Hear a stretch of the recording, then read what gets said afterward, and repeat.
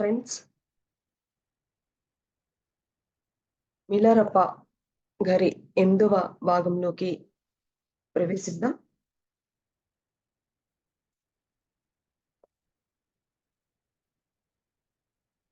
ఇందులో నిన్నటి రోజున మిలారప్ప గారు గురుపత్ని యొక్క సహాయంతో గోగ్డన్ గారి దగ్గరికి వెళ్ళడం, గోగ్డన్ గారు ఉపదేశం ఇవ్వడం, ఉపదేశం ఇచ్చినా కూడా ఏమాత్రము ఆ యొక్క సాధనలో ఏ విధమైనటువంటి ఫలితము కనపడకపోయేసరికి గోగ్డన్ అనేటువంటి ఆయన ఆ గురువుగారు ఎక్కడో లోపం జరిగింది అని తెలియడం. ఎప్పుడైతే గోగ్డన్ గారు ఆ మాట అన్నారో మిలారప్ప గారికి తెలిసిపోయింది. గురు ఆజ్ఞ లేకుండా నేనిక్కడ ఉపదేశం పొందాను అని ఎంతో బాధపడుతూ ఉండడం.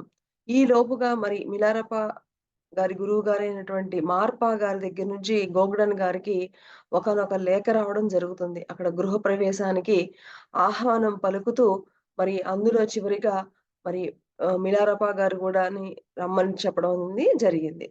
సో, ఈ విధంగా ఆహ్వానానికి అక్కడికి వెళ్ళిన తర్వాత మరి ఒకానొక సమయమున మార్పా గారు "నువ్వెందుకు ఉపదేశం ఇచ్చావు మిలారప్పకి" అని అడిగినప్పుడు, గురువుగారు నా తప్పేమీ లేదు. మీరు రాసినటువంటి ఆ లేఖ ప్రకారమే నేను ఉపదేశం ఇవ్వడం జరిగింది" అంటే, ఆ లేఖ ఎవరిచ్చారు అని తెలియగా గురుపత్ని గారు ఇచ్చారు అని తెలియడం.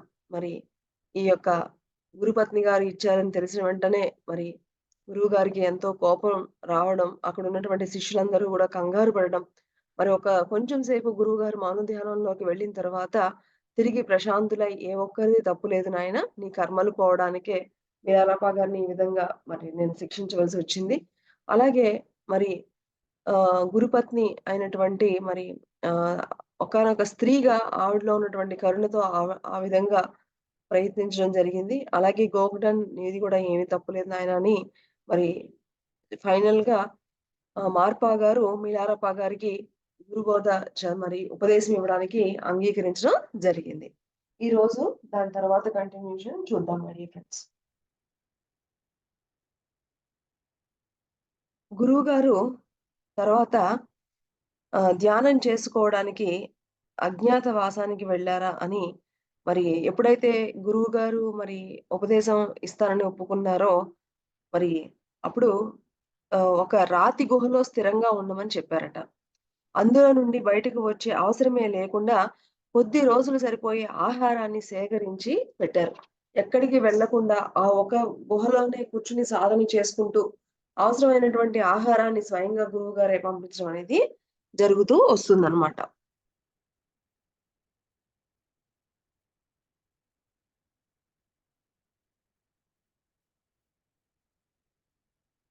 మరి తరువాత ఆహ్, ఆ ఆహారం కూడా అక్కడికే తీసుకొచ్చి పెట్టేవారనమాట. మెత్తని ఆసనం మీద కూర్చుని శరీరం కదల్చకుండా 11 నెలలు ధ్యానం చేశారు అట మిలారప్ప గారు. చూడండి, 11 నెలలు ఏ మాత్రము కదలకుండా 11 నెలలు ధ్యానం చేశారు. చూడండి, ఇక్కడ మనం తెలుసుకోవాలి. ఒక గంట మనం కదలకుండా కూర్చోగలుగుతున్నామా అన్న విషయాన్ని ఇక్కడ మనకి ఒక గొప్ప మన మిలారప్ప గురువు గారే మనకి ఒక గొప్ప ఆదర్శం. 11 నెలలు కదలకుండా ఒకే చోట కూర్చొని ధ్యానం చేశారట. హ్మ్. ధ్యానానికి కూర్చునే ముందు శిరస్సుపై వెన్న దీపంను పెట్టుకునేవారట. చూడండి, మళ్ళా కదలకుండా ఉండడానికి పైన దీపాన్ని పెట్టుకొని చేసేవారట.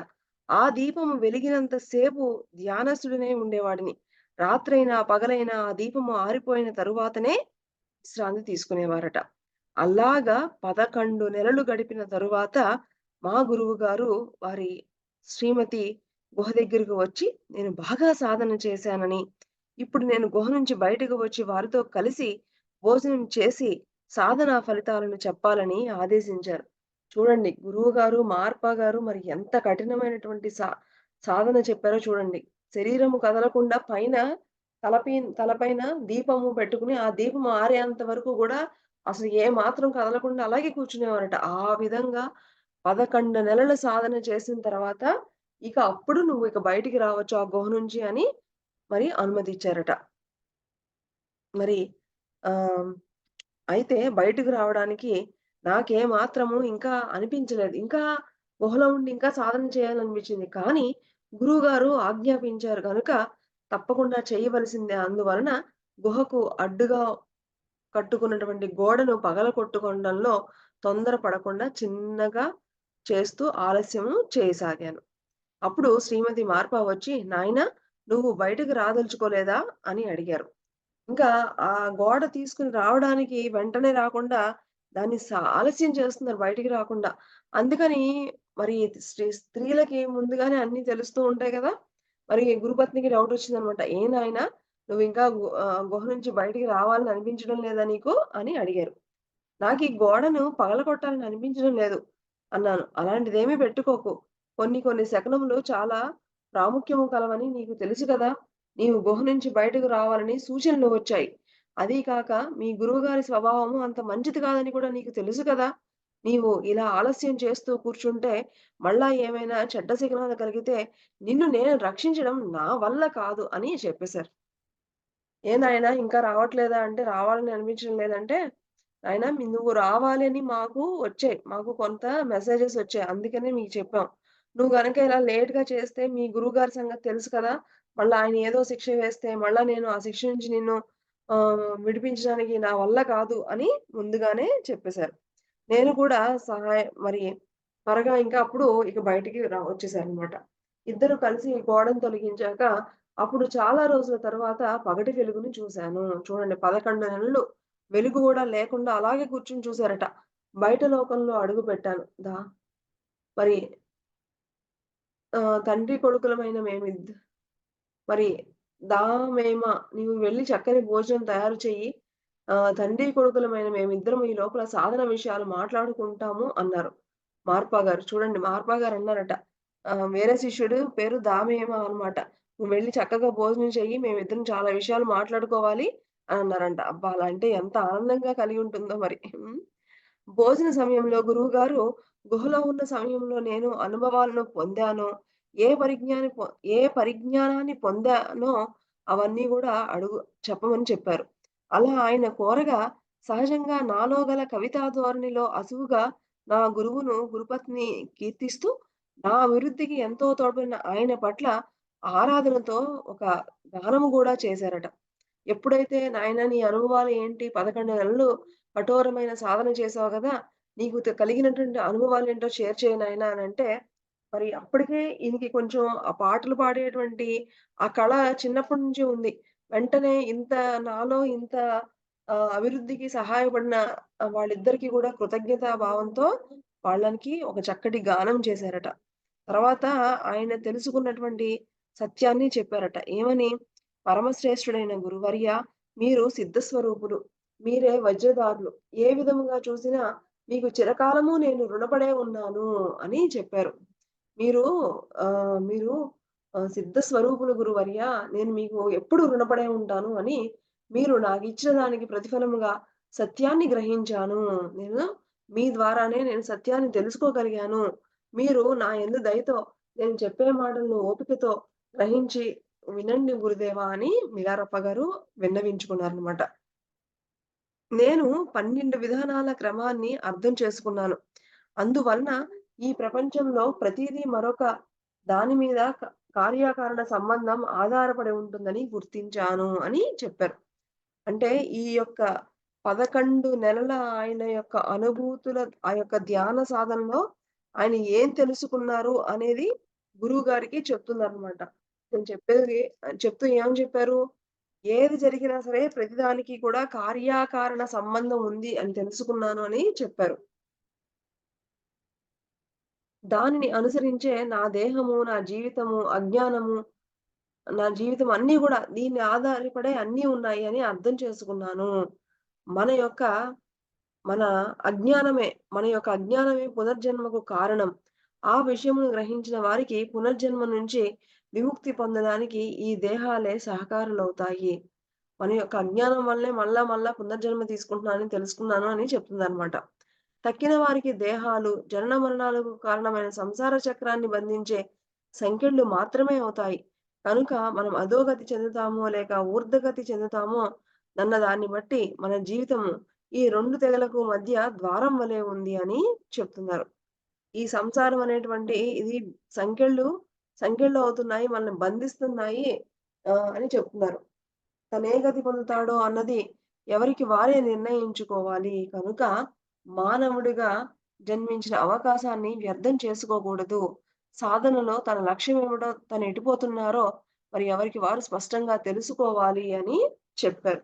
ఇంత తెలుసుకున్నారు. 11 నెలల సాధనలో ఆయన తెలుసుకున్నటువంటి సత్యాలు ఏంటి అంటే ప్రతీదీ గూడా, ప్రతీదీ గూడా కార్యకారణ సంబంధం ద్వారానే అన్నీ జరుగుతున్నాయి అని జరుగుతున్నారు. ఇంకా ఏమని చెప్తున్నారు?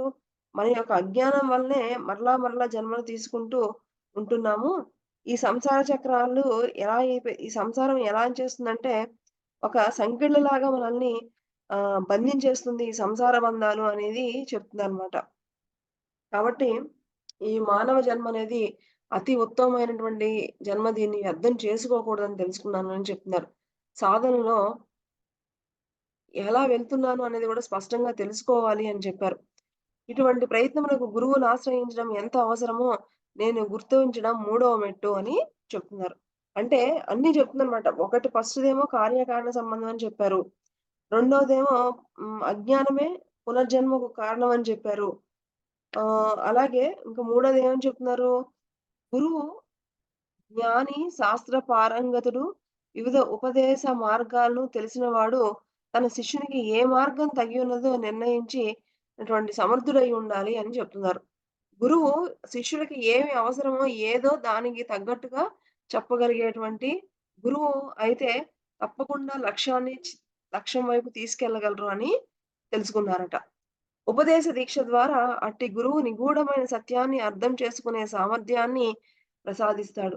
ఆ చరమ లక్ష్యాన్ని గురించి ధ్యానించడంలో సాధకుడు తన యావత్ శక్తిని వినియోగించడమే కాక, తర్క, వ్యాకరణాది శాస్త్ర జ్ఞానాన్ని, మానసిక, నైతిక విజ్ఞానాన్ని వినియోగించుకోవాలి అని చెప్తున్నారు.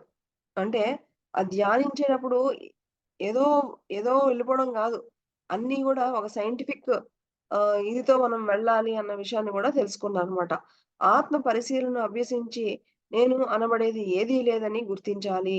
నేను అన్నది ఏమీ లేదు అని తెలుసుకోవాలి. మన సామాన్య విజ్ఞానం నేనున్నాను అనే అజ్ఞానాన్ని ఆధారంగా కలిగి ఉన్నదని గుర్తించాలి. అంటే సామాన్య విజ్ఞానం అంటే గనక ఈ యొక్క భౌతిక జ్ఞానము ఏం చెప్తుంది? నేను అనే దాని గురించి చెప్తూ ఉంది. అంటే దాన్ని బేస్ చేసుకునే ఉంది అని చెప్తుందనమాట. తీవ్ర ప్రయత్నము, చిరకాల అభ్యాసాల ద్వారా మనసులో ఎట్టి చలనము లేని ధైర్యం కలిగినందువలన సాధకునికి కాలమే స్తంభించిపోయినట్లు అనుభవము కలగవచ్చు. చూడండి. ఎప్పుడైతే తీవ్ర ప్రయత్నము, చిరకాల అభ్యాసం ద్వారా మనసులో ఎటువంటి చలనము లేకుండా మరి కాలమే స్తంభించిపోయినట్లు కూడా నాకు అనిపించింది అని చెప్తున్నారు. ఆ స్థితి పొందాక మాత్రమే తన చైతన్యాన్ని ఆలంబనగా తీసుకొని అతీతమైన పారవస్యాన్ని పొందవచ్చు అని చెప్తున్నారు. ఈ అతీతమైన పారవస్యం ఎప్పుడు పొందవచ్చట? ఎప్పుడైతే ఆ యొక్క అంటే కాలమే స్తంభించిపోయింది అన్నటువంటి అనుభవంలో మరి అక్కడ ఆ స్థితిలో ఆహ్, అతీతమైనటువంటి పారవస్యం, ఆనందం అన్నమాట. ఆ బ్లిస్‌ఫుల్‌నెస్ అనేది పొందవచ్చు అని చెప్తున్నారు. అన్నీ తెలుసుకున్నారు. ఇవన్నీ గూడా మిలారప్ప గారు ఆయన యొక్క సాధనలో తెలుసుకున్నవన్నీ గురువుగారు చెప్తున్నారు. అట్టి స్థితిలో చైతన్యం నిరామయమై ఉంటుంది. నేను అన్యము అన్న స్థాయిలో మాత్రమే యోచించగల సామాన్యులు అటువంటి అనుభవాలెన్నటికీ పొందలేరు. దాన్ని పొందాలంటే బుద్ధత్వాన్ని పొందే మార్గంలో ఎంతో పురోగమించి ఉండాలి. కనుక నియమించబడిన బుద్ధితో భావనామూర్తికై ధ్యానించడం ద్వారా ఆ పంథాలో ముందుకి పోవాలి. అందువలన కలిగే దివ్య దర్శనాలు తన ఆధ్యాత్మిక పదంలో ముందుకు పోతున్నట్లు చిహ్నాలే కానీ వాటికంతటే వాటికంతట కంటే సిద్ధమైనటువంటి విలువ ఏమీ లేదు అని చెప్తున్నారు. అంటే మనకి ఏవైతే వచ్చే అనుభవాలు మనం ఎటు వెళ్తున్నాము అనేటువంటి వాటి యొక్క చిహ్నాలే గాని దానికి మించి లేదు అని చెప్తున్నారు. కాబట్టి ప్రశాంతమైన మనస్సు, అంతులేని శక్తి సామర్థ్యాలు, సూక్ష్మమైన బుద్ధి, పరిశుద్ధము, వివేకయుక్తమైన మనస్సు అవసరము అని చెప్తున్నారు. ఏం చెప్తున్నారు? దానికి శక్తి కావాలట. ఇంకా బుద్ధి కుశలత అంటే ఏది ఏంటి అనేటువంటి ఆ యొక్క జ్ఞానం ఉండాలి. అలాగే ఎలాగుండాలట? పరిశుద్ధంగా ఉండాలట. వివేకం ఉండాలి అని చెప్తున్నారు. ఇవన్నీ గూడా ఇవన్నీ ఉంటే గనక ఇవి ఆధ్యాత్మిక సాధన అను నిచ్చెనలో ఇవి కేవలము మొదటి మెట్టు మాత్రమే అని చెప్తున్నారు. సాధనలో తను చేసే యత్నమంతా కరుణ, సకల జీవుల యొక్క శ్రేయస్సు కోసము తన స్వార్థాలను వినియోగించాలనే నిశ్చయం నుంచి ఉత్పన్నం కావాలి. గమ్యాన్ని స్పష్టంగా ఎరిగి తన ఆశయాలు, ప్రార్థనలు, మానసిక క్రియలు, యోచనా స్థాయిని దాటినవై ఉండాలి. అన్నిటికంటే శ్రేష్టమైన మార్గం అని నేను తెలుసుకున్నాను. అది లక్ష్యాన్ని సాధించడంలో అంటే ఫ్రెండ్స్ ఫైనల్‌గా మనకి చిత్తశుద్ధి కలగడము అంటే పరిశుద్ధంగా ఉండడము, ఈ బుద్ధి, వివేకము అనేవి మొదటి మెట్టయితే మొదటి మెట్టయితే గనక మరి సకల జీవుల యొక్క శ్రేయస్సు అంటే ప్రతి ఒక్కరి యొక్క శ్రేయస్సు కోసము అయి వాటిని ఉపయోగించుకోవాలి. వాటిని ఉత్పన్నం చేయాలి. చూసారా?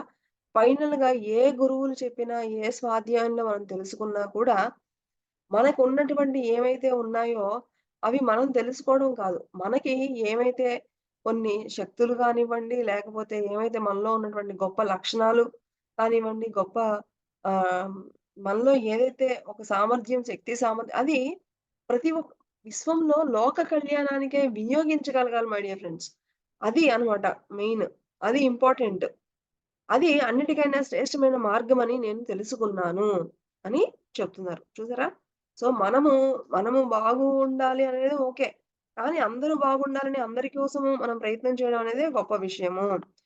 ఆహారం అనే పదం కాక నిజమైన ఆహారం మాత్రమే ఆకలినెలా తీర్చగలదో, అలాగే పరమ సత్యాన్ని గూర్చి శాస్త్రాలతో వ్రాయబడిన నిర్వచనాన్ని తెలుసుకోదలచడమే కాక, పరమ సత్యాన్ని అనుభవబద్ధం చేసుకోవడమే తాను సాధించవలసింది అని చెప్తున్నారు.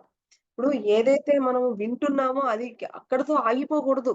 మనం ప్రతిదీ గూడా ఎవ్వరికి వాళ్ళు అనుభవంతో మనము తెలుసుకోవాలి అని, అర్థం చేసుకోవాలి అని, ఆ సత్యాన్ని అర్థం చేసుకోవడమే అని చెప్తున్నారు. అంటే శాస్త్రాల్లో ఇవన్నీ ఉంటాయి. కానీ ఎవరికి వారు అనుభవంగా తెలుసుకోవాలి సత్యాన్ని అని చెప్తున్నారు. శరీర సుఖం మాత్రమే కాక, శారీరక అవసరాలను కూడా ఈ లక్ష్యాన్ని సాధించడానికి ఆటంకం కాకుండా చూసుకోవాలి. ఎంతటి అవరోధానన్నైనా అతిక్రమించి తీరాలి. అవసరమైతే ఎంతటి త్యాగాలైనా, ప్రాణత్యాగమైనా సరే సంతోషంగా చేయగలగాలి అని చెప్తున్నారు.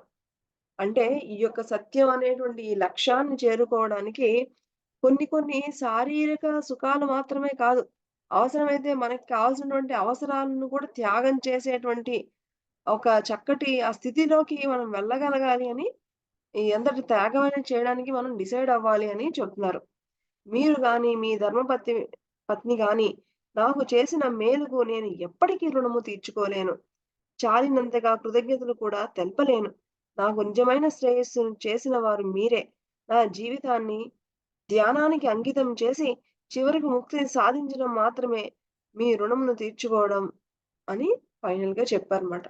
నా జీవితంలో మీరు చేసింది నాకింకెవరు చేయలేదు అని చెప్పారన్నమాట. ఇదంతా చెబుతూ ఉంటే మరొక్కసారి ఆ భావ పారవస్యం కలిగి నా గురువుల నుంచి నేను పొందిన జ్ఞానాన్ని నేను మహా కష్టాలను అనుభవిస్తూ అంధకారంలో ఉన్న సమయంలో నా గురుపత్ని నా పట్ల చూపినటువంటి ప్రేమను స్తుతిగా, అసువుగా మళ్ళా పాట పాడేశారట. ఫస్ట్ ఒకసారి వాళ్ళని ఆయన ఆ ధ్యాన సాధనలో ఏం తెలుసుకున్నారో ఏంటో అనేది ఫస్టు ఒక పాట పాడారు. మళ్ళా ఇవన్నీ చెబుతూ ఆ యొక్క ఆనందంతో, ఆ యొక్క భావ పారవస్యంతో మరి ఆ గురుపత్ని గారు చేసినటువంటి ఆ యొక్క కరుణ, ప్రేమ వాటన్నిటిని కూడా స్తుతిస్తూ మళ్ళా ఒక పాట పాడేశారట. ఇదంతా వింటూ గురువుగారైతే ఎంతో ఆనందపడిపోయారట గురువుగారు. మహా సంతోషంతో ఆయన పొంగిపోయారట.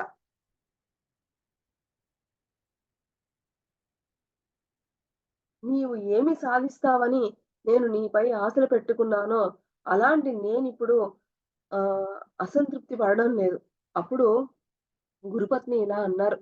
మా అబ్బాయికి విజయం సాధించడానికి తగిన తెలివితేటలు, దృఢ సంకల్పము ఉన్నాయని నాకు ఎప్పుడో తెలుసు.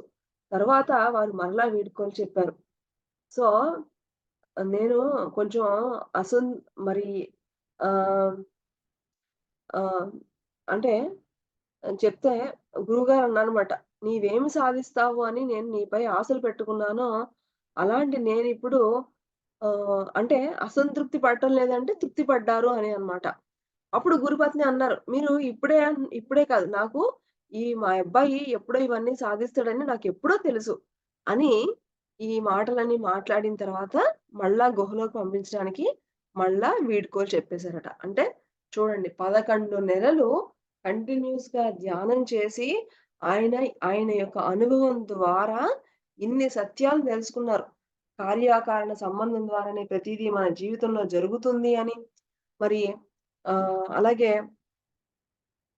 ప్రతి ఒక్కటి గూడా మరి ఈ సంసార బంధాలు ఇవన్నీ సంకెళ్ళులా ఉంటాయని, అలాగే సరి అయినటువంటి గురువు సమర్థుడైనటువంటి గురువైతే గనక తప్పకుండా లక్ష్యాన్ని చేరుకోవడం తథ్యమని, మరి కేవలము శాస్త్రజ్ఞానమే కాదు, అనుభవపూర్వకంగా అనేది తెలుసుకోవాలి అని. ఆహ్, కాబట్టి ఎప్పుడైతే ఆ యొక్క అభ్యాసంలో మరి అభ్యాసం ద్వారా మనసులో ఏ విధమైనటువంటి చలనము లేకుండా కాలమే స్తంభించిపోయినప్పుడు ఒకానొక చక్కటి పారవస్యం అనేది ఏర్పడుతుందని ఆయన తెలుసుకున్నారనమాట. అంతే కాకుండా ఆహ్, ఈ యొక్క బుద్ధత్వాన్ని పొందే మార్గంలో బుద్ధి ఉండాలి, వివేకం ఉండాలి. అంతే కాకుండా మనకెన్నో దివ్య దర్శనాలు కలిసి అవి ఏంటి, మనం ఎటు ఎళ్ళాలి, ఏంటి అని మనకేవో కొంత ఇన్ఫర్మేషనే కానీ అక్కడితో ఆగిపోకూడదని గూడా చెప్పారనమాట. కాబట్టి ఆహ్, హ్మ్. ఇవన్నీ గూడా ఏదైతే మనము పరిశుద్ధము, వివేకము ఇవన్నీ కేవలం మొట్టమొదటి మెట్టు. కానీ సకల జీవుల యొక్క శ్రేయస్సు కోసము పాటుపడుతూ ముందుకు వెళ్ళడమే అసలైనది అన్న విషయాన్ని గూడా తెలుసుకున్నారు. మరి పరమ సత్యాన్ని అనుభవం చేసుకోవడం ద్వారానే తెలుసుకోవాలి.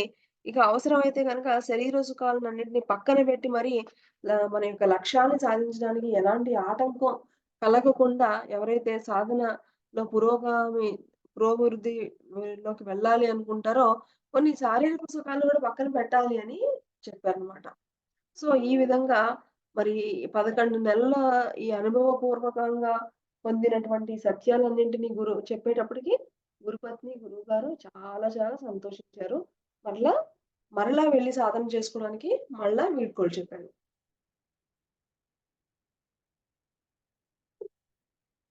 ఒకసారి గురువుగారు నన్ను కలుసుకున్నప్పుడు నేను ఇలా అన్నాను. నా గురువునైన మిమ్మల్ని ఆశ్రయించడం ద్వారా ఈ అంతులేని సంసార చక్రము నుంచి బయటపడాలని కోరుతున్నాను. కారణము, దుఃఖము, బాధ వాటి నుంచి విడిపడాలనే ఉద్దేశ్యము. కానీ అలా ముక్తి పొందాలంటే నేను బుద్ధుని, ధర్మాన్ని, సంఘాన్ని శరణు పొంది బుద్ధుడు చెప్పిన బోధనలు పాటించవలసి ఉంటుంది. వాటిని పాటించడంలో కూడా విజయాన్ని, సుఖాన్ని పొందాలంటే గురువే ఆధారం కనుక గురువు యొక్క ఆజ్ఞను సంపూర్ణమైన భక్తి విశ్వాసాలతో పాటించి తీరవలసిందేనని గుర్తించారు గుర్తించారట. రెండవది జీవరాశులన్నింటిలో గూడా అన్నింటిలో గూడా మరి ఆహ్, అన్ని సామర్థ్యాలను కలిగినటువంటి మానవ జన్మ లభించడము ఎంతో భాగ్యము అని చెప్తున్నారు. మరణమన్నది ఏ క్షణాన దాపురిస్తుందో తెలియదని, మానవ మనము ఆచరించిన కర్మల ఫలితాలు తప్పవని, జగత్తంతా దుఃఖమయమని తెలుసుకున్నాను. ధ్యానము చేస్తూ అష్టాంగ మార్గంలో సాధన చేయాలని నిర్ణయించుకున్నారు మిలారప్ప గారు. నేను అలాగా అంటే మినారప్ప గారు అలా గుహలోకి వెళ్ళిన కొద్ది కాలానికి మార్పా గారు దేశయాత్రకు బయలుదేరారట. ఒకరోజు యజ్ఞకార్యం చేస్తున్నప్పుడు ఆయనకి ఒక దివ్య దర్శనం కలిగిందట. ఆ దర్శనంలో కొంతమంది స్త్రీలు ఆయనకు దర్శనమిచ్చి నరూపా గారు గతంలో ఎప్పుడో ఆయనకిచ్చినటువంటి సంకేతాలను గుర్తు చేశారట. ఎంతో కాలం క్రిందట నరూపా గారు ఆ సంకేతాలను గురించి చెప్పినప్పుడు మార్పా గారికి అర్థం కాలేదు. మరలా అంటే ఎప్పుడైతే ఈయన ఆహ్, దేశయాత్రకు వీళ్ళ గురువుగారు ఆహ్, బయలుదేరారట. అయితే అంతకుముందు ఆయనకొక దివ్య దర్శనం వచ్చిందట. అంటే అందులో ఏంటంటే నరోపా గారు కొన్ని ఆహ్, అవి కొన్ని సంకేతాలు చెప్పినప్పుడు అర్థం కాలేదట. కానీ మళ్ళా ఇప్పుడు సంకేతాలు రావడంతో నరోపా గారిని కలుసుకోవడానికి వెంటనే మళ్ళా ఎక్కడికెళ్లారు మార్పా గారు హిందూ దేశము వెళ్ళిపోయారన్నమాట. ఇండియాకి వచ్చేసారన్నమాట. ఆయన వెనుకకు తిరిగి వచ్చాక నాకు కూడా ఒక స్వప్నం వచ్చింది. ఆ కలలో ఒక స్త్రీ దేవతామూర్తి దర్శనమిచ్చి నాలో డోగ్ జగ్, డోగ్ జగ్ అనే ఒక రకమైన యోగ విద్య లోపించిందని చెప్పారట. అయితే ఈయనకి ఈయన యొక్క ధ్యానంలో ఉన్నప్పుడు గూడా ఒక దేవత ప్రత్యక్షమయ్యి దర్శనమిచ్చి ఒకానొక యోగ విద్య లోపించింది నీలో అని ఆవిడ చెప్పారట. మెలకువ వచ్చాక మరి అది అంటే తర్వాత ఇది నాకు ఈ దర్శనమిచ్చి ఆ దేవత అలా చెప్పడం అది మామూలు విషయం కాదు. ఏదో ఒక దివ్య సంకేతం అని ఆయనకి అర్థమైందనమాట. నా గురించి నా గురువుకు సర్వము తెలుసు. కనుక గురువుగారికి అన్నీ తెలుసు శిష్యుడి గురించి. కాబట్టి నాలో లోపించినటువంటి ఈ యోగ విద్య కూడా తెలిసే ఉంటుందని తలచి ఆయనతో సంప్రదించాలని నిర్ణయించుకున్నాను. వెంటనే మూసి ఉన్న మట్టి గోడను పగలగొట్టి బయటికి వచ్చి ఆయన దర్శనానికి వెళ్ళాను. ఉన్నట్టుండి ఆ గుహల నుంచి బయటికి వచ్చిన నన్ను చూసి ఆయన నివ్వెరపోయి, "అలా రావడము చాలా ప్రమాదము" అని హెచ్చరించారు. అంటే మిలారప్ప గారికి ఒక ఒకానొక విజనొచ్చింది. ఏంటి అందులో ఒక దేవత నీలో ఒకానొక అభ్యాసం తక్కువయింది అని చెప్పితే, అదేంటో తెలుసుకుందాం అని చెప్పేసి గోడ పగలగొట్టి మళ్ళా బయటకొచ్చారనమాట. వచ్చేస్తే అప్పుడు గురువుగారు నన్ను "అలా సడెన్‌గా ఎందుకొచ్చావు? అలా ఎప్పుడు అలా చేయొద్దు" అని చెప్పారు. హ్మ్. నాకొక స్వప్నం నాకు మరప్పుడు గురువుగారితో చెప్పారు. నాకిలాగ వచ్చింది గురువుగారు. మరి సందేశమో లేక సాధన చెడిపోగలందుకు నాలో కలిగిన వ్యామోహమో చెప్పమని కోరితే, ఆయన కాసేపు మౌనంగా ఊరుకుని తర్వాత ఇలా అన్నారట. "అతీతమైన దైవశక్తి దగ్గర నుంచి నీకు నిజంగా వచ్చిన సంకేతమే ఇది" అని చెప్పారు. అంటే నాకొచ్చిన ఇది ఏంటి ఏం సంకేతం అంటే, "నీకొచ్చింది నిజమే. అది దివ్య సంకేతమే. అతీతమైన దైవశక్తి వచ్చినటువంటి సంకేతమే అది. ఆహ్, నాకు ఇండియా నుంచి తిరిగి వచ్చేటప్పుడు నా గురువు నరోపా గారు ఇలాగా డోగ్ జగ్ అనే సాధన గురించి మాట్లాడారు. నీకు ఏదైతే దేవత దర్శనమిచ్చి ఈ డోగ్ జగ్ అనేటువంటి ఈ యొక్క విద్యా సాధన నీలో తగ్గింది. నీ లోపం ఉంది అని చెప్పింది కరెక్టే. నేను ఆ ఇండియా నుంచి వచ్చినప్పుడు నరూపా గారు కూడా నాకు ఈ సాధన గురించి చెప్పారు. అయితే నేను ఇంతవరకు అంతటి యోగాన్ని పొందలేదు. చెప్పారు. మేము ఈ యొక్క విద్య గురించయితే నేను వచ్చే ముందు మా గురువుగారు నాతో మాట్లాడారు.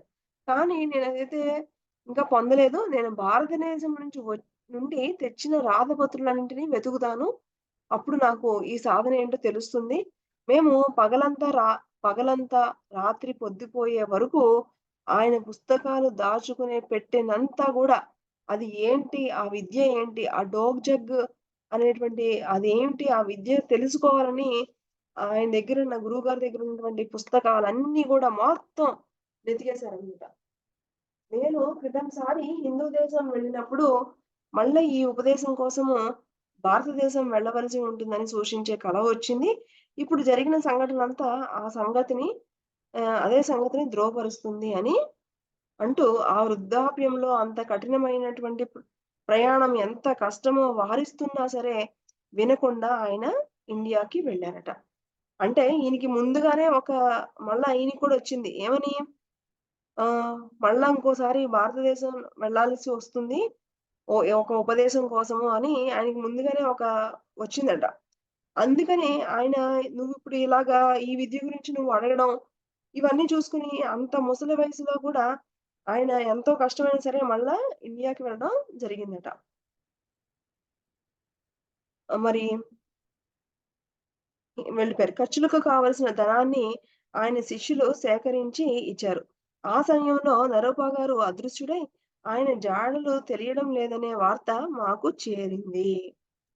అయినా మా గురువుగారు తమ ప్రయత్నము మానుకోక చిన్న ఆచూకీ తెలిసిన ఆ గుర్తు వెంబడి తిరుగుతూ నరోపా గారి కోసము గాలిస్తూనే ఉన్నారు. అంటే ఆ విద్య నేర్చుకోవడానికని ఇప్పుడు శిష్యుడికి వచ్చింది. అదే విధంగా గురువుగారు గూడా ఇప్పుడు అదేంటో తెలుసుకోవడానికని మళ్ళా నరోపా గారి కోసం ఇండియా వస్తే ఆయన దొరకక ఆయన కోసం వెతుకుతూ ఉన్నారనమాట. హ్మ్. ఆయన సాధించలేకపోయినట్లయితే, ఆ ప్రయత్నంలో ఆయన మరణించేవారేమో కూడా. అలా వెతికి చివరికి అడవిలో నరోపా గారిని కలుసుకోగలిగారు. వారిద్దరూ కలిసి సమీపంలో ఓ ఆశ్రమంకి వెళ్లి, అక్కడ మార్పా గారు తమ గురుదేవులను జగ్ అనే యోగాన్ని వచ్చి అడిగారు. మొత్తానికి ఒకానొక అడవిలో కలుసుకున్నారట నరోపా గారిని. అని ఇలాగా ఈ డోగ్ జగ్ అనే యోగాన్ని గురించి అడగడం జరిగిందనమాట. మరి నేనెప్పుడో నీకిచ్చిన సూచనలు గుర్తుకు తెచ్చుకొని, ఈ విషయం అడుగుతున్నావా? లేక నీకేమైనా దివ్య సందేశం అందడం వల్ల ఇలా వచ్చావా? అని నరోపా గారు అడిగారు. నేను దీని గురించి అంటే చాలా రోజుల క్రితమే నీకు దీని గురించి చెప్పాను గదా! అది గుర్తు చేసుకొనొచ్చావా? లేకపోతే నీకేమన్నా దివ్య సందేశం ఇలా వెళ్లి నేర్చుకోవాలి అని ఏమన్నా వచ్చిందా? అని గురువుగారు అడిగారనమాట. ఆ రెండిటిలోనూ ఏదీ కాదండి. నాకు ఒక శిష్యుడున్నాడు గదా! ఆ శిష్యుడికి ఈ సందేశం వాడికొచ్చింది. అందుకనే నేను వచ్చాను అని మార్పా గారు చెప్పారట. ఇది నాకొచ్చింది కాదు. మా శిష్యుడికి వచ్చింది. అందుకనే వచ్చాను. ఆహ్, వచ్చాను అందుకనే అని మార్పా గారు చెప్పారన్నమాట. అరే! ఎంత అద్భుతంగా ఉంది. ఆహా! అంధకార బంధురమైన టిబెట్ హిమగిరి లోయల్లో కాంతిని వెదజిల్లే దీపశిఖలు ఇంకా ఉన్నాయన్నమాట అంటూ నరోబా గారు నా పట్ల ఆయనకు కలిగిన గౌరవానికి సూచకంగా కొన్ని శ్లోకాలను చదివారట. ఎప్పుడైతే ఇలాగ నా శిష్యుడి నుంచి ఇలా దివ్య సందేశం వచ్చింది అని చెప్పగానే ఈయనకి చాలా నరోబా గారికి చాలా హ్యాపీగా అనిపించిందనమాట. అంటే చక్కటి దీపాలు వెదజల్లేటువంటి కాంతి అక్కడ గూడా అంటే మీ దగ్గర కూడా ఇంకా ఉన్నాయా అని. అప్పుడు నరోపా గారు మార్పా గారికి గురుముఖత మాత్రమే ఇవ్వవలసిన ఆ విద్యను ఉపదేశించారనమాట. అప్పుడు నరోపా గారు భవిష్యత్తులో జరగబోయే కొన్ని సంఘటనలను, అప్పుడు కలిగే శకునాలను బట్టి వివరించి చెప్పారన్నమాట. ఉదాహరణకు మార్పా గారాయనకి నమస్కరించిన భంగిమను బట్టి ఆయన వంశం అంతరించిపోవడాన్ని తెలిపారు. అయినప్పటికీ మార్పా గారి కీర్తి, సాంప్రదాయము నా ద్వారా వ్యాప్తి చెందుతాయని చెప్పారు. అంటే ముందుగానే అంటే నరూపా గారు గురువుగారు గదా! ఈయన గురువుగారు గదా! నరూపా గారంటే. ఆయన ఫ్యూచర్‌లో జరగబోయేటువంటి కొన్ని సంఘటనల గురించి చెప్పారు. ఏంటి? ఈయన వంశము ఆహ్, అంటే వీళ్ళ కొడుకున్నారు గదా! వీళ్ళ కొడుకు గురించి కూడా చెప్పారనమాట. అంతరించిపోవడం. అలాగే వాళ్ళ కొడుకు అంటే అలాగా వంశం అంతరించిపోయినప్పటికి కూడా ఆహ్, ఆహ్, నీ యొక్క శిష్యుడు ద్వారా అంటే మిలారపా గారి ద్వారా ఆయన యొక్క కీర్తి అంతా గూడా వ్యాప్తి చెందుతుంది అని ముందుగానే చెప్పేసారన్నమాట నరోపా గారు. నిజంగా ఆయనకి ఏకైక పుత్రుడు నిజంగానే చనిపోయాడు. అప్పుడు తర్వాత నిజంగానే వాళ్ళ కొడుకు చనిపోయాడన్నమాట. ఆయన కొడుకు చనిపోయిన సంవత్సరం తర్వాత మొదటి వర్ధంతి సందర్భంలో మార్పా గారి శిష్యులంతా వారి చెంత సమావేశమై మార్పా గారి వృద్ధాప్యమును గుర్తు చేస్తూ ఈ సాంప్రదాయాన్ని కొనసాగించగల ఏకైక పుత్రుడు మరణించాడు అని చెప్పారు. శిష్యులందరూ గూడా ఆహ్, మరి ఎప్పుడైతే మరి కొడుకు చనిపోయారు గదా! చనిపోయిన తర్వాత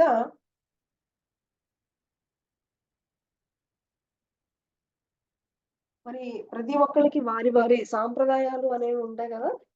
సో హ్మ్. ఆయన అంటే ఈయన గూడా పెద్దాయనయిపోయారింకా. మార్పా గారు గూడా వృద్ధాప్యము గుర్తు చేస్తూ ఏకైక పుత్రుడు మీరు అంటే మీ తర్వాత మీరు ఏదైతే బోధించారో అవన్నీ చెప్పడానికి మీ పుత్రుడు మరణించాడు. కనుక మీ నుండి ఏ విద్యలను పొందడానికి మేము అర్హత కలిగి ఉన్నామో, మీ యోగ శక్తితో నిర్ణయించి మీ దగ్గర ఉన్న యోగ విద్యలన్నింటినీ మాకు ప్రసాదించవలసిందని వేడుకున్నారు. ఇంక ఈయన పెద్దాయనయిపోతున్నారు. వృద్ధులైపోతున్నారు. కాబట్టి మాకు విద్యలన్నీ గూడా మరి మీ కొడుకు గూడా లేరు కాబట్టి మీరే ఎవరికి చెప్పాలో వాళ్ళకి మీ విద్యలన్నీ చెప్పండని వేడుకున్నారట. మార్పా గారు ఇలా అన్నారు. నేనెప్పుడూ మనకు వచ్చే శకునాలను, స్వప్నాలను అనుసరించి ఉపదేశాలిస్తానని మీకు తెలుసు కదా! కనుక నా ప్రియ శిష్యులారా, ఇప్పుడు మీరంతా వెళ్లి మీకు రాగల స్వప్న సందేశాల కోసము ఎదురు చూడండి. అలాంటి దివ్య స్వప్నాలేమైనా వస్తే నాకు చెప్పండి. మేమంతా వెళ్లి మరి అంటే మీకు ఎవరికైనా ఏమన్నా దివ్యమైనటువంటి స్వప్నాలొస్తే గనక అప్పుడు చెప్పండి. దాన్ని బట్టి నేను మీకు ఉపదేశాలిస్తానని చెప్పానన్నమాట. మరి ఇంక నిద్రపోవటం, మరి కొన్ని రోజులేమో ధ్యానం చేస్తూ ఏమన్నా దివ్య సందేశాలొస్తాయని అక్కడున్నటువంటి శిష్యులందరూ గూడా గడిపారట. కానీ నాకు తప్ప ఎవ్వరికీ కూడా మా గురువు పరంపర నుంచి ఎలాంటి సందేశము వచ్చినట్లు కనపడలేదు. కానీ ఈ ఈ యొక్క స్వప్నాలు, ఈ యొక్క దివ్య సందేశాలు కేవలం ఎవరికొచ్చాయి? మిలారప్ప గారికే వచ్చాయట. అక్కడున్న ఎవరికీ రాలేదట. నాకు వచ్చిన స్వప్నాన్ని గురించి వెంటనే నా గురువుగారితో ఇలా చెప్పారట. ఏమని? నిన్నటి రాత్రి నాకు ఒక సందేశం వచ్చింది. అందులో ఏంటి అంటే, ఉత్తరంగా ఉన్న కొండ శిఖరం మీద నేను నిలబడి ఉన్నాను. ఆ శిఖరమేమో ఆకాశాన్ని అంటి ఉంది. సూర్య చంద్రులు ఆ శిఖరం చుట్టూ తిరుగుతూ, క్రింద ఉన్న ప్రదేశాన్నంతా కూడా కాంతిమయం చేస్తూ ఉన్నారు. ఆ పర్వతము భూమినంతా ఆక్రమించి ఉంది. పర్వతము 4 వైపులా జలపాతాలు ఉన్నాయి. వాటి నుంచి సర్వ జీవరాశులకు సరిపోయేటంత నీరు ప్రవహిస్తూ ఉంది. ఆ 4 నదులు పోయి సముద్రంలో కలుస్తున్నాయి అని చెప్పారన్నమాట. అంటే చూడండి ఆయనకి ఎలా వచ్చిందట? ఒకానొక ఉత్తరంగా ఒక కొండ శిఖరం అంటే పైననమాట. ఆ పైన ఆ శిఖరాన్ని ఆకాశం అంత ఎత్తుగా ఉందట. ఆ ఉత్తరం వైపున ఒకానొక కొండ శిఖరము అంత ఆకాశం అంత ఎత్తు ఉంది. దాని చుట్టూతూ సూర్యచంద్రులు తిరుగుతూ ఉన్నారు. అక్కడి నుంచి ఆ ప్రదేశం అంతా కూడా కాంతిమయం చేస్తున్నారు. మరి ఆ పర్వతానికి 4 వైపులా జలపాతాలున్నాయి. ఆ జలపాతాల నుంచే అన్ని జీవులకి కూడా ఆ నీరు అనేది ప్రవహిస్తూ ఉంది. చివరికి ఆ 4 నదులు ఎళ్లి ఏమో సముద్రంలో కలుస్తున్నాయి. సముద్రపు ఒడ్డంతా వికసించిన చక్కటి పూలతో నిండి ఉంది. ఆ పర్వతానికి తూర్పు వైపున పెద్ద స్తంభాల మీద జాలుగల సింహం ఒకటి అటు ఇటు తిరుగుతూ ఉంది. దాని కాళ్ళకున్న పెద్ద గోళ్ళు పర్వతపు అంచులోకి దిగిపోతూ ఉన్నాయి. దాని ముఖం ఆకాశం వైపుకు తిరిగి ఉంది. అలా కాసేపు కనిపించి స్తంభం మీద నుంచి క్రిందకు దిగి పర్వత సానువుల్లో అటు ఇటు తిరుగుతూ కనిపించింది. దక్షిణంగా ఉన్న మరో స్తంభం మీద పెద్ద ఆడపులి నిల్చుని ఉంది. దాని శరీరం మీద చారలెంతో అందంగా ఉన్నాయి. అది తల పైకెత్తి చూస్తూ ఉంది. తర్వాత అది కూడా ఇష్టమైనటువంటి రీతిని ఇదంతా కూడా మిలారప్ప గారికి వచ్చిందనమాట. అంటే ఇందులో చాలా సందేశం ఉంటుంది మై డియర్ ఫ్రెండ్స్. అందరం గ్రహిద్దాం. దాని మీద అలాగే పశ్చిమ దిశలో మరొక స్తంభం ఉంది. దాని మీద బ్రహ్మాండమైన గ్రద్దవాలి ఉంది. అది రెక్కలు చాచుకుని ఊర్ధ్వలోకాల వైపుకు చూస్తోంది. తర్వాత కూడా ఇష్టమైన రీతిన తిరుగుతూ కనిపించింది. హఠాత్తుగా ఎగిరి సూటిగా ఆకాశంలోకి వెళ్ళిపోయింది. ఇక ఉత్తర దిశగా ఉన్న స్తంభం మీద ఒక రాబందు ఉన్నది. అది కూడా రెక్కలు చాచుకుని ఉంది. అక్కడున్న కొండరాయి మీద దానికి గూడు ఉంది. ఆ గూట్లో దానికి పిల్లలున్నాయి. అది కూడా పైకి చూస్తుందల్లా ఆకాశంలో ఎగిరిపోయింది. అదే నాకు వచ్చిన కల అని చెప్పారన్నమాట. అంటే 4 వైపులా 4 ఒక వైపునేమో గద్ద, ఒక వైపునేమో రాబందు, ఒక వైపునేమో ఆడపులి, మగపులి ఇలాగా అన్నీ ఆ శిఖరం చుట్టూతూ మరి సూర్యచంద్రుల నుంచి కాంతి రావడం, చివరికి 4 వైపుల నుంచి నదులెళ్లి సముద్రంలో కలవడం, ఇలాగా ఈయన కథ ఇంత ఎలా వచ్చిందని ఈయన చెప్పారన్నమాట.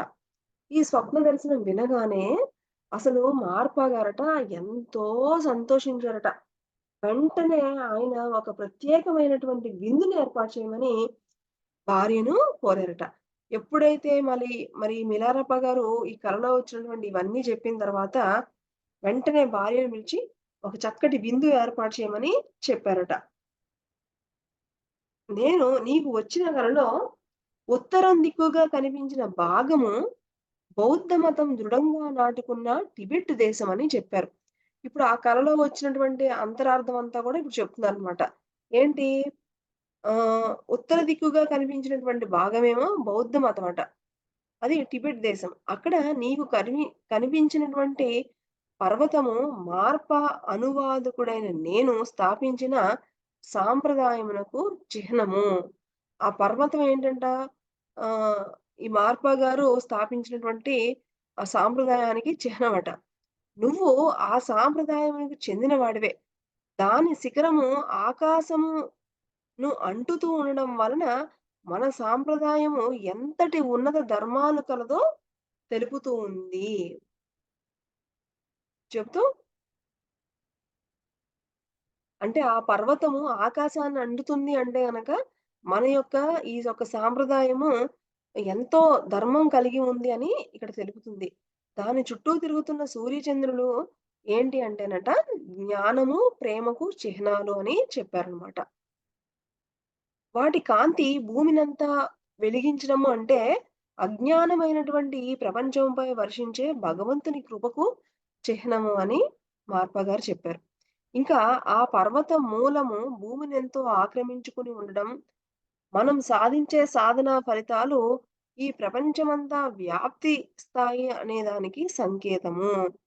అక్కడ ప్రవహించే 4 నదులు ఉపదేశ పద్ధతులకు చిహ్నాలు. వాటిని ప్రవహించే జలము 4 రకాల సత్యాలను వెల్లడి చేస్తున్నాయి. వాటిని గ్రోలడం వలన ఈ యొక్క 4 సత్యాలు తెలుసుకోవడం వల్ల జనులంతా కూడా ఉద్ధరింపబడుతున్నారు. ఆ నదులు వెళ్ళే కలిసే ఆ సముద్రమే పరమ సత్యము. ఎక్కడైతే అన్ని సాంప్రదాయాలు, అన్ని ఉపదేశ మార్గాలు సమన్వయపడతాయో అట్టి సముద్రమిది. మనలో బయట సర్వ జగత్తును వెలిగింపజేసే జ్ఞాన జ్యోతి, ఆ సముద్ర మార్గాన వికసించి ఉన్న పూలు సాధకుల చేత గుర్తింపబడిన పరమ సత్యాలు. సర్వ విధాల శుభమైనటువంటి స్వప్నం ఇది అని మార్పా గారు మినారప్ప గారిని ఎంతో అభినందించి చక్కగా ఎంతో సంతోషపడ్డారనమాట. ఇంకా ఏమని చెప్పారు? దక్షిణంగా కనిపిస్తున్నటువంటి స్తంభమే నా ప్రథమ శిష్యుడైనటువంటి గోగ్‌డన్. అతను ఆడపులి లాంటి తత్వం కలవాడు. ఆ పులి వంటి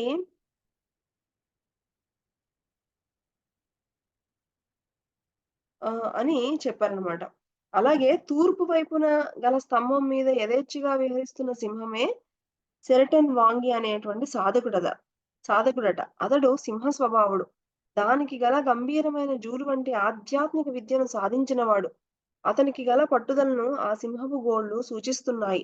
ఆ సింహం కేసి చూస్తుండడం అతను లౌకిక జీవితం పట్ల విముఖుడై సర్వసంగ పరిత్యాగం చేయడాన్ని చూపిస్తుంది. యథేచ్ఛగా సంచరించడం, బంధాలను అతిక్రమించి ముక్తిని పొందుతాడని తెలుపుతుంది. అంటే ఈ వీరి యొక్క శిష్యులు అంటే తూర్పు వైపున ఎవరున్నారు? అలాగే దక్షిణ వైపునేమో శిష్యుడైనటువంటి గోగ్‌డన్ గారు. ఆయనేమో ఎలాంటి తత్వం అంటే ఆడపులి లాంటి తత్వం కలిగిన వారు. ఆ పులి వంటి మీద గల ఆ చారలు అవన్నీ ఏంటంటే ఆయన సాధించినటువంటి ఆధ్యాత్మిక సత్యాలు. దాని కాలిగోళ్ళు భూమిలోకి చొచ్చుకొని ఉండడం బోధిసత్వుడు సాధించవలసిన 4 రకాల ధర్మాలకు దృఢంగా గ్రహించేవాడని సూచననమాట. సో, ఆ పులి ఆకాశం వైపుకు చూస్తుండడం తెలుపుతుంది. ఆ! పడమర దిశ వైపుగా వాలి ఉన్న గద్దేమో ఆహ్, నోఫా అనే వాడు. విశాలంగా విస్తారి ఉన్న దాని రెక్కలు వాడు సాధించినటువంటి ఆధ్యాత్మిక సత్యాలు. ధ్యానంలో గల ఒడిదుడుకులు దాటి భ్రాంతిం భ్రాంతిమయమైన లౌకిక విషయాలకు స్వస్తి చెప్పి, అతడు స్వేచ్ఛగా ముక్తి పదంలో విహరించాడన్న ఆ గ్రద్ద ఆకాశంలో ఎగిరిపోవడం సూచిస్తుంది. ఇక ఉత్తర దిక్కుగా కూర్చున్న రాబందు ఆహ్, ఆహ్, మిలారపకే సంకేతమట. ముందు ముందు గాంగ్ గంగ్‌తాంగ్ ప్రాంతాన మిలారపగా ఖ్యాతి గడించబోతున్నాడు. అన్ని ఆధ్యాత్మిక సత్యాలను హృదయంలో ఇముడ్చుకున్నవాడు. అతని జీవితం కూడా ఆ రాబందు ఏర్పరచుకున్న రాతి నివాసం వలె శాశ్వతము కానున్నది.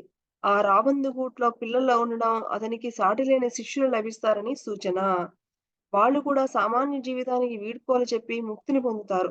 శిష్యులారా, ఇది సాటిలేని స్వప్న దృష్టాంతరం అని మన యొక్క సాంప్రదాయము ఈ విధంగా అంటే ఆయన శిష్యులు మార్పా గారి 4 శిష్యులు ఒకళ్ళేమో సింహము వంటి ఆహ్, ఆ వ్యక్తిత్వం కలగవారు. ఒకళ్ళేమో ఆడపులి వ్యక్తిత్వం, ఒకళ్ళేమో గ్రద్దలాగా విస్తరించుకొని స్వేచ్ఛగా ఎగురుతున్నటువంటి వ్యక్తిత్వము.